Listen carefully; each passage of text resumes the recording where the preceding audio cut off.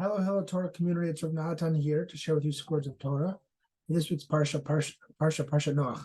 One of the interesting things when you learn the stories with kids is that thinking about all the animals and things that had to be in the teva, it's very clear that the teva was not big enough for everything that was supposed to be in it. In fact, if you think about how much had to be in the teva, it would need to have been way bigger than it was.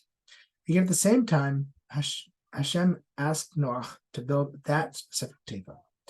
The Ramban explains that there was a nace in the teva, that when everyone went in, all the animals, all the people, everything that was needed to be stored was inside. It actually was bigger. There was a nace. It was expanded. It had room for everything. Similar to the idea that the Beit HaMikdash, when everyone would bow on their faces during Yom Kippur when they would hear the Shem of Hashem, so the Beit HaMikdash would expand. Similar idea. But at the same time, the Ramban explains that Hashem wanted Noach to build this teva the way it was, to be able to have people look at it and say, wow, there's a teva being built, and there's going to be a flood in the world. I should do tshuva. I should do something. And so Noach is in this funny scenario, which is that he's building this teva. He knows that it's going to be a nace ultimately, and that it's going to be in the hands of Hashem.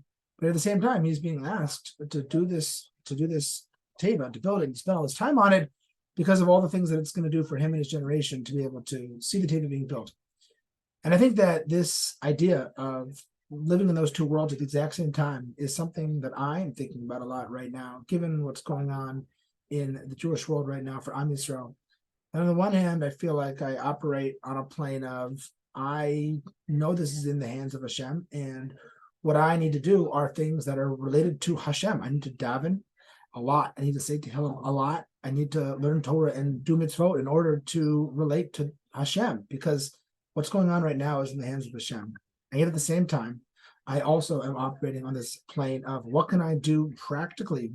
Just like Noach building the teva because of what was needed for him and the people around him.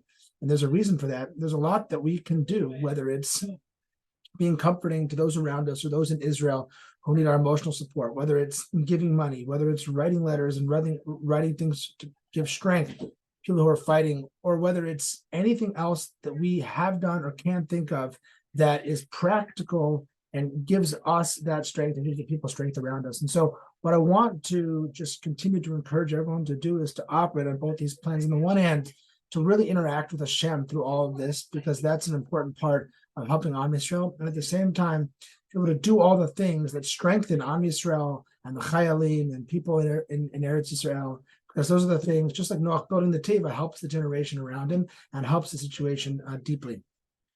I want to provide two questions for your Shabbat table to think about. One question is related to the Torah itself. What are some things in the Torah that seem miraculous, but also you could explain how they happened? What are things in the Torah that were a nace, and yet also you can see what it is that people did to make that nace happen? And the second thing is to think about times in your life, things in your life where you feel like on the one hand, it's amazing and it's a miracle, and at the same time, you've done a lot of hard work to be able to get there. Shabbat Shalom.